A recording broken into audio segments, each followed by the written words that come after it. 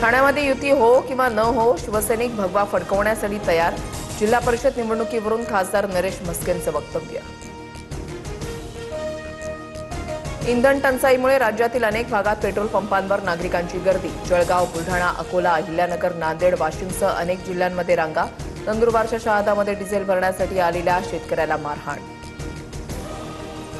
हिंगोलीमध्ये पेट्रोल पंपावर डिझेल घेण्यासाठी नागरिकांची मोठी गर्दी. कळमनुरीमधील बोल्डा फाट्यावरील पंपावर 1 किलोमीटरपर्यंत रांगा.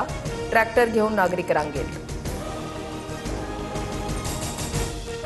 डिझेल रांगेतले 80% लोक काळाबाजार करणारे. मंत्री गिरीश महाजनांच्या दाव्यानं शेतकऱ्यांमध्ये तीव्र संताप. वादळी वाऱ्याचं थैमान. जळगाव, धाराशिव, श्रीगोंदा, रायगड, रत्नागिरी, मालेगावला मान्सूनपूर्व पावसानं झोडपलं. शेती पिकांसह कांदा, पपई, केळी, डाळिंबाच्या बागा उद्ध्वस्त, तर काही भागात वीज पुरवठा खंडित झाल्यानं नागरिकांची तारांबळ.